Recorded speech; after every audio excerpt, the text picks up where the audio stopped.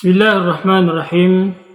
Assalamualaikum warahmatullahi wabarakatuh. Alhamdulillah. Alhamdulillahi rabbil alamin. Wabihi nasta'inu ala umuri dunya waddin. Wassalatu wassalamu ala asrafil anbiya'i wal mursalin. Wa ala alihi wa ashabihi wa man tabi'ahum bi ihsani ila yaumiddin, amma ba'd. Alhamdulillah, kembali kita bersyukur kepada Allah Subhanahu wa taala atas segala nikmat-nikmat yang telah dilimpahkan kepada kita semua. Kemudian kita berselawat atas Rasulullah Muhammad sallallahu alaihi wasallam. Allahumma salli ala Muhammad wa ala ali Muhammad. Saudara-saudara sekalian yang berbahagia, kembali kita akan melanjutkan kajian kita tentang worldview atau Islamic worldview. Dalam tradisi Islam klasik, terma khusus untuk pengertian worldview ini masih sangat jarang kita dapatkan atau bahkan kita mendengarkan penjelasan tentang ini. Meskipun tidak berarti bahwa para ulama, para cendekiawan tidak memiliki asas yang sistemik untuk memahami realitas atau tidak memiliki framework berpikir. Yang kita maksud adalah terma dari para ulama abad 20 yang menggunakan terma worldview ini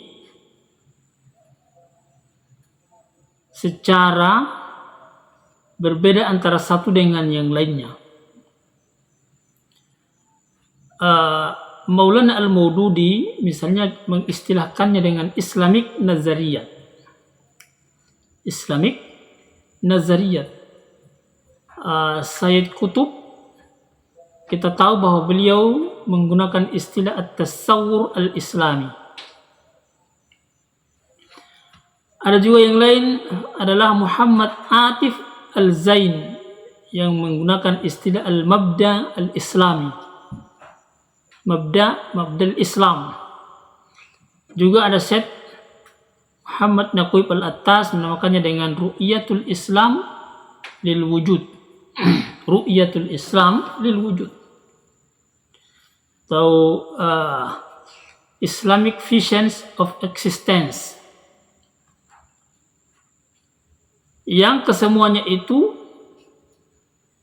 semua yang istilah tadi, mulai dari Al-Maududi, Syed Qutb, kemudian Muhammad Atif Al-Zain, sampai Muhammad Naqib Al-Attas, kalau diterjemahkan ke dalam bahasa Inggris adalah the worldview of Islam, atau Islamic worldview. Tetapi meskipun istilah yang dipakai berbeda-beda, pada umumnya para ulama tersebut sepakat bahwa Islam mempunyai cara pandang tersendiri terhadap segala sesuatu. Islam ini memiliki cara pandang yang satu terhadap sesuatu itu. Karena itu penggunaan kata sifat Islam, penggunaan kata Islam yang dipersentuhkan kepada terma-terma atau terminologi apapun, dia menunjukkan bahwa istilah ini sejatinya adalah berorientasi Islam dan tidak berorientasi kepada yang selain Islam. Artinya agama dan pemikiran serta peradaban yang lain juga memiliki worldview yang berbeda dengan Islam, atau memiliki cara pandang terhadap sesuatu, terhadap alam ini berbeda dengan Islam. Vision atau mabda yang juga dipakai untuk memandang segala sesuatu itu berbeda. Misalnya cara pandang komunis terhadap sesuatu, cara pandang kapitalis terhadap sesuatu, cara pandang sosialis terhadap sesuatu. Itu tidak sama dengan cara pandang Islam terhadap sesuatu itu. Maka di sini kata Islam, kemudian begitu juga terma-terma yang lain, misalnya Barat, Kristen, Hindu, Timur, dan seterusnya itu, jika diletakkan dengan kata-kata atau terma-terma saintis atau terma-terma yang lain, maka itu akan mensifati terminologi itu, mensifati terma istilah itu, dan akan mengikut kepada kata setelahnya. Seperti yang kita sebutkan, Islamic worldview, kapitalisme worldview, kapitalis worldview, dan seterusnya, liberal worldview, dan seterusnya. Maka itu akan mempengaruhi cara pandang terhadap sesuatu itu. Misalnya kita melihat juga istilah Islam, Islami Nazariyah, Islamic vision. Bagi Al-Maududi berarti pandangan hidup yang dimulai dari konsep Islam, konsep keesaan Tuhan atau syahadah, konsep tauhid, yang kemudian berimplikasi kepada seluruh atau keseluruhan kegiatan kehidupan manusia di dunia. Keseluruhan kegiatan kehidupan manusia di dunia. Kalau kita melihat syahadah adalah pernyataan moral yang mendorong manusia untuk melaksanakan segala sesuatu dalam kehidupannya secara menyeluruh.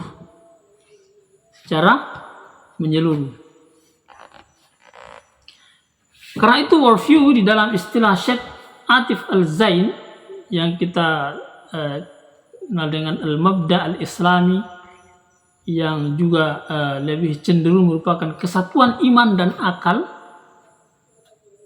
darinya, yang karena itu ia mengartikan bahwa makda itu sebagai akidah fikriyah, yang mengantarkan pemakainya kepada nilai-nilai ketauhidan yang murni, berdasarkan dalil, baik itu dalil dari dari wahyu maupun dalil dari yang datang dari akal. Karena itu akan senantiasa menyertai nilai-nilai substansi dari peristilahan yang disebutkan tadi itu. Jadi akan terbangun bahwa betapa cara pandang kita itu harus dipengaruhi oleh nilai-nilai Islam itu sendiri, yang secara spesifik kita menyebutnya bahwa nilai-nilai ketauhidan. Juga kita melihat Syed Qutb memahami dari perspektif teologis dan metafisis dengan istilah at-tasawwur al-islami. Tasawwur al-islami itu mengandung arti bahwa dia adalah akumulasi dari keyakinan asasi yang terbentuk dalam pikiran dan hati setiap muslim, yang kemudian memberi gambaran khusus tentang wujud dan apa-apa yang terdapat di baliknya, dan apa-apa yang terdapat di balik semua itu. Demikian juga dengan Syekh Muhammad Naqib Al-Attas mengartikan worldview Islam sebagai pandangan Islam tentang realitas dan kebenaran yang nampak oleh mata manusia, mata hati kita, yang menjelaskan hakikat wujud itu. Oleh karena itu, apa yang dipancarkan Islam adalah wujud yang total, maka worldview Islam berarti pandangan Islam tentang wujud. Sehingga Naqib Al-Attas, Syekh Muhammad Naqib Al-Attas mengatakan bahwa dengan istilah ru'yatul Islam lil wujud. Ru'yatul Islam lil wujud. Sehingga lantas tidak seperti yang lain meletakkan Islam sebagai subjek dan realitas atau wujud dalam pengertian yang luas sebagai objek kajian. Nah, pemikiran di balik definisi para ulama di atas menunjukkan penekanan atau orientasi yang berbeda. Al-Mawardi lebih mengarahkan kepada kekuasaan politik ketika memandang dari sudut pandang Islamic worldview yang kita kenal dengan istilah yang disebutkan oleh Al-Mawardi tadi itu. Kemudian Syekh Atif Al-Zain dan Syed Qutb lebih cenderung memahaminya sebagai seperangkat doktrin kepercayaan yang rasional, yang implikasinya adalah mengarah kepada ideologi yang dianut oleh manusia. Meskipun Syed Qutb menambahkan aspek metafisis, aspek metafisis itu. Lalu kita melihat Naqib al-Atas lebih cenderung kepada makna metafisis dan epistemologis. Maka jika keempat penekanan di atas disintesiskan, maka dia masih merupakan suatu kesatuan bahwa pandangan hidup Islam adalah pandangan Islam tentang realitas dan kebenaran yang menjelaskan tentang hakikat wujud yang terakumulasi dalam cara pandang, dalam akal fikiran, yang memancar dalam keseluruhan kegiatan kehidupan manusia di dunia ini, yang kemudian dia membentuk satu aturan atau paradigma, membentuk sebuah aturan atau paradigma. Karena itu seorang muslim harus memiliki paradigma yang jelas, harus meletakkan cara pandangnya terhadap sesuatu itu dengan jelas. Dari mana dia mengambil cara pandang itu, atau dengan apa dia melihat sesuatu itu, sehingga cara pandangnya benar-benar adalah cara pandang yang tidak bertentangan dengan aturan-aturan ilahiyah, tidak bertentangan dengan apa yang diinginkan oleh Yang Maha Pencipta, oleh Allah Subhanahu wa Ta'ala. Saudara sekalian yang berbahagia, maka jika di atas tadi kita telah menjelaskan bahwa ulama klasik tidak memiliki istilah tersendiri untuk makna worldview. Worldview tadi sebutkan adalah bahasa Inggris, tetapi itu tidak berarti bahwa para ulama tidak memiliki framework atau cara pandang. Tadi kita sudah sebutkan bagaimana ulama menyebutkan cara pandangnya, disebut dengan al-mabda' al-islamiyah, al-aqidah fikriyah, at-tasawwur al-islamiyah, ru'yatul islam lil wujud, dan seterusnya. Maka sesungguhnya cara pandang itu adalah cara pandang yang semuanya menuju kepada satu titik, yaitu cara pandang Islam itu sendiri. Yaitu cara pandang itu sendiri.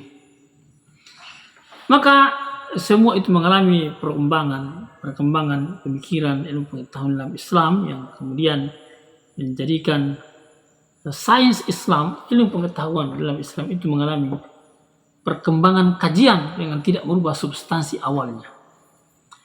Nah, saudara-saudara sekalian yang berbahagia, tradisi keilmuan Islam lahir justru karena kandungan yang terdapat di dalam Al-Quran memberi respon, stimulus para sahabat-sahabat Rasulullah Sallallahu Alaihi Wasallam, para salafus soleh, untuk menggunakan akal, kemudian berpikir terhadap substansi dari ilmu-ilmu itu. Kalau kita melihat, misalnya kita bisa melacak kelahiran tradisi keilmuan dan ilmu-ilmu di dalam Islam secara periodik, maka kita melihat secara berurutan, di antaranya adalah yang pertama turunnya wahyu dari Allah Subhanahu wa taala kepada Rasulullah sallallahu alaihi wasallam, kemudian dijelaskan oleh Rasulullah sallallahu alaihi wasallam kepada para sahabat-sahabatnya, sehingga terbentuklah cara pandang Islam itu. Dan tadinya para sahabat itu mereka berada pada masa cara berpikir yang gelap, tidak jelas. Kemudian kita menyebutnya dengan istilah jahiliyah atau kebodohan itu. Kemudian turunlah Islam sebagai cahaya ilmu pengetahuan, mencerahkan mereka, lalu kemudian mereka memiliki cara pandang Islam itu yang dijelaskan oleh Rasulullah sallallahu alaihi wasallam. Lalu kemudian berkembang menjadi munculnya struktur ilmu pengetahuan di dalam Al-Quran dan hadis. Struktur ilmu pengetahuan, struktur ilmu di dalam Al-Quran dan dalam perkataan-perkataan, contoh-contoh dari Rasulullah sallallahu alaihi wasallam. Lalu kemudian dipelajari, diteliti, diriset, dipelajari, didaras dan seterusnya oleh para sahabat, oleh para salafus soleh, oleh para, kemudian lahirlah tradisi keilmuan di dalam Islam. Lahirlah tradisi keilmuan di dalam Islam. Para ulama mengkaji Al-Quran, mengkaji hadis-hadis Rasulullah SAW, karena mereka sudah tidak mendengarkan lagi dari Rasulullah SAW. Mereka telah mendengarkan dari para sahabat, mendengarkan dari para tabi'in, apalagi dari para atba'ut tabi'in terhadap ilmu itu. Kemudian mereka melakukan pengkajian secara lebih spesifik, secara lebih mendalam, karena mungkin saja apa yang sampai kepada mereka menganggap bahwa telah terjadi pengurangan statement, pengurangan konten dan seterusnya. Ada kalimat-kalimat atau ilmu-ilmu yang sudah tidak tersampaikan lagi. Maka para ulama terdahulu itu mengkaji, meneliti, mencari tahu, mengidentifikasi dan seterusnya, sampai kemudian lahirlah tradisi keilmuan Islam, dan bahkan pada fase yang keempat disebut dengan lahirnya disiplin ilmu-ilmu di dalam Islam itu. Lahirlah disiplin. Jadi fase pertama adalah turunnya Al-Quran, turunnya wahyu dari Allah Subhanahu wa taala kepada Rasulullah SAW. Yang kedua adalah munculnya struktur ilmu pengetahuan di dalam Al-Quran dan hadis. Ketiga adalah lahirnya tradisi ilmu, tradisi keilmuan Islam. Kemudian setelah itu lahirlah disiplin ilmu-ilmu di dalam Islam. Kalau kita melihat secara lebih mendalam lagi, maka periode pertama turunnya wahyu itu harus dilacak dari periode Mekkah dan Madinah. Dalam konteks kelahiran pandangan hidup itu, kelahiran worldview itu, kelahiran cara pandang itu. Dan periode Mekkah adalah periode pembentukan struktur konsep tentang dunia dan akhirat. Tentang dunia dan akhirat itu terjadi sekaligus yang dijelaskan oleh Rasulullah sallallahu alaihi wasallam. Seperti misalnya konsep-konsep tentang Tuhan, tentang ma'rifatullah, tentang al-iman, tentang keimanan, tentang kebangkitan, tentang penciptaan, tentang akhirat, surga, neraka, hari pembalasan, dan seterusnya. Itu lahir di masa Rasulullah sallallahu alaihi wasallam, di masa periode turunnya wahyu. Kemudian konsep ilmu, konsep nubuat, konsep din, konsep ibadah dan lain-lain. Lalu pada periode Makkah inilah terbentuk struktur konsep baru tentang alam, world structure. Struktur baru tentang alam ini. Dibuktikan oleh para peneliti-peneliti, memunculkan pandangan hidup baru ini dengan menunjukkan sistem kata yang menjadi isu pokok dalam kosakata bahasa Arab, bahasa Quran, bahasa hadis dan seterusnya. Itu periode Makkah. Lalu masuk ke periode Madinah adalah periode konfigurasi struktur ilmu pengetahuan yang berperan penting dalam menghasilkan kerangka konsep ilmu. Lalu dalam istilah kita yang disebut dengan scientific conceptual scheme. Scientific conceptual scheme. Nah, itu dalam pandangan hidup Islam pada periode ini wahyu banyak mengandung tema-tema umum yang merupakan penyempurnaan ritual peribadatan kepada Allah SWT. Rukun Islam, sistem hukum yang mengatur hubungan individu, keluarga, dan masyarakat, termasuk hukum-hukum hukum jihad, misalnya pernikahan, waris, dan seterusnya, yang kemudian ini berkembang secara simultan, secara terus-menerus dikaji dan dalami oleh oleh para pendahulu kita. Lalu saudara-saudara sekalian yang berbahagia, berkembanglah ilmu Islam itu, kemudian timbul kesadaran bahwa wahyu yang turun dan dijelaskan oleh Rasulullah SAW, Nabi Muhammad SAW, telah mengandung struktur fundamental scientific worldview.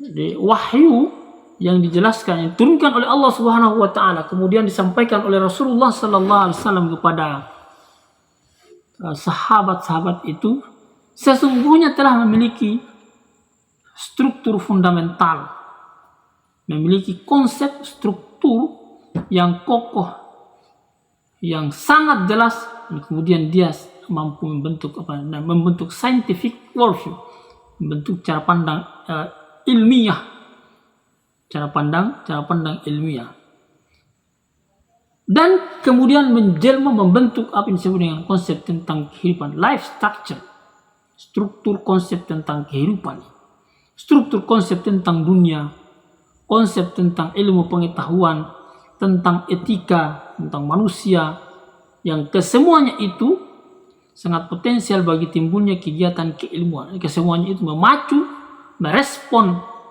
orang-orang yang berakal, yang dikaruniai oleh Allah Subhanahu wa taala kemampuan berpikir untuk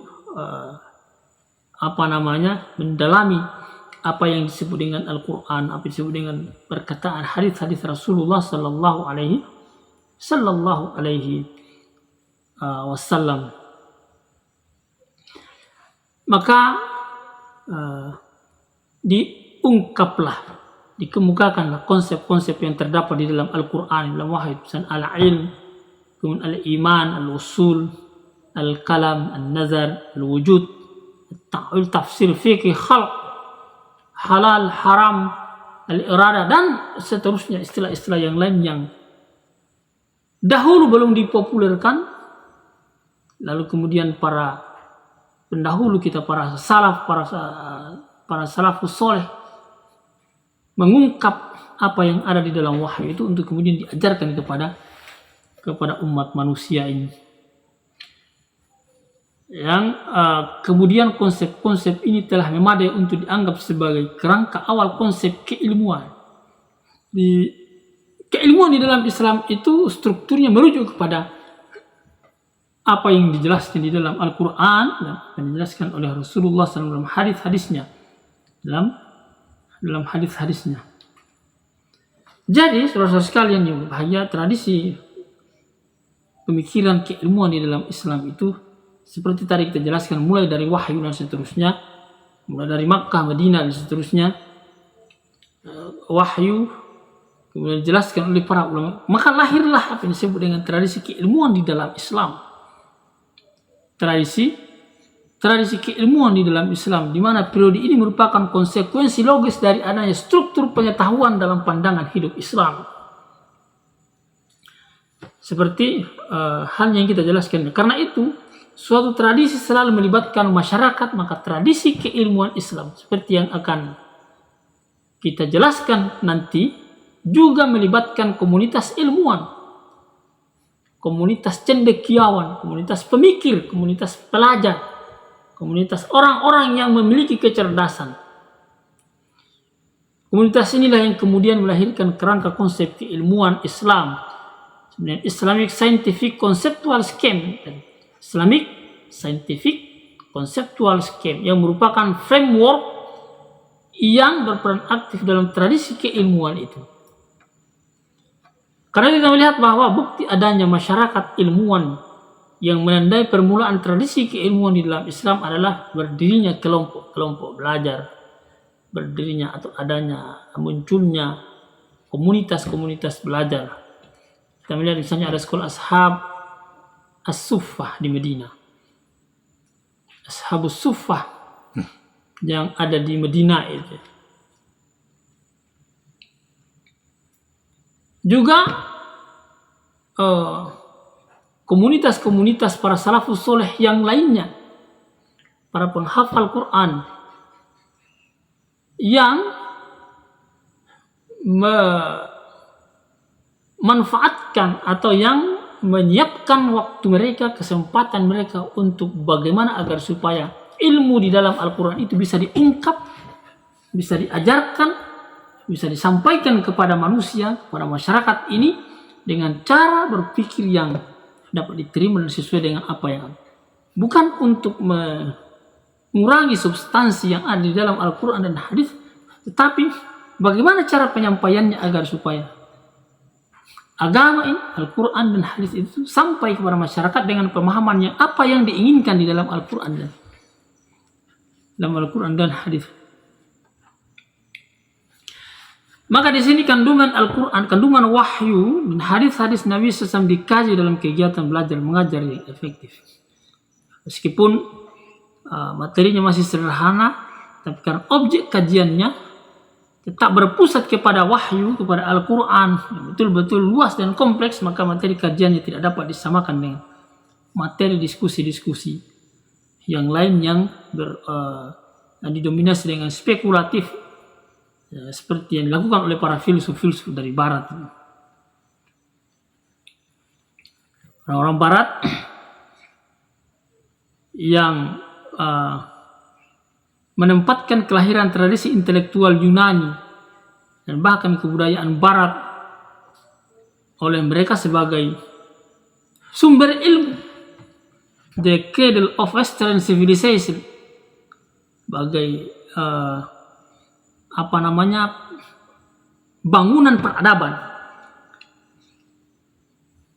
Bukan itu yang dimaksudkan oleh aktivitas belajar di dalam kelompok atau komunitas-komunitas belajar yang mengkaji tentang Al-Quran dan hadis-hadis Rasulullah SAW.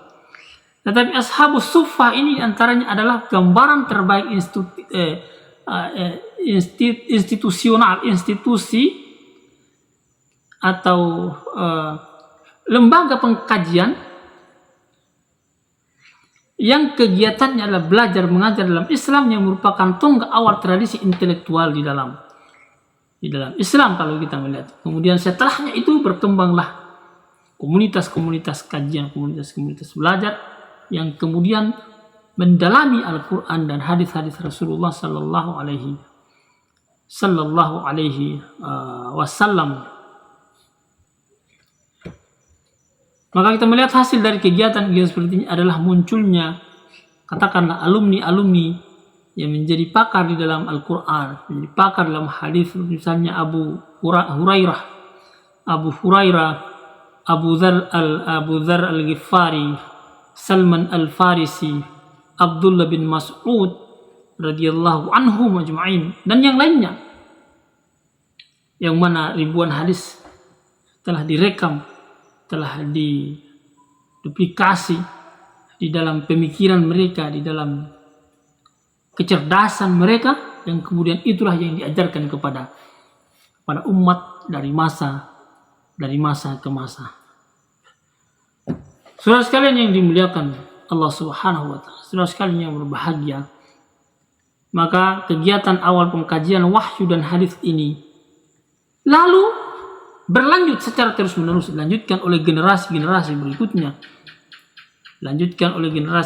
berikutnya, dalam bentuk yang sama, bahkan dalam bentuk yang lain pula, yang kalau kita melihat dari masa ke masa, itu tidak lebih dari 2 abad lamanya telah muncul ilmuwan-ilmuwan terkenal dalam berbagai bidang studi keagamaan.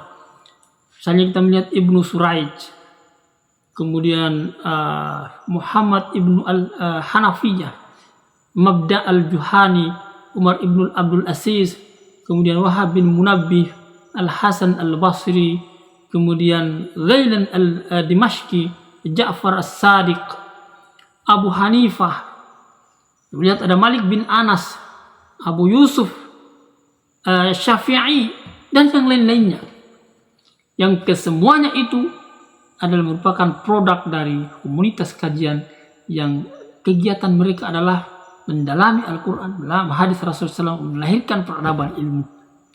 Kan? Peradaban. InsyaAllah kita lanjutkan pada sesi berikutnya. Semoga Allah SWT memberikan kemudahan kepada kita. Barakallahu fikum. Subhanakallahumma rabbana bihamdik.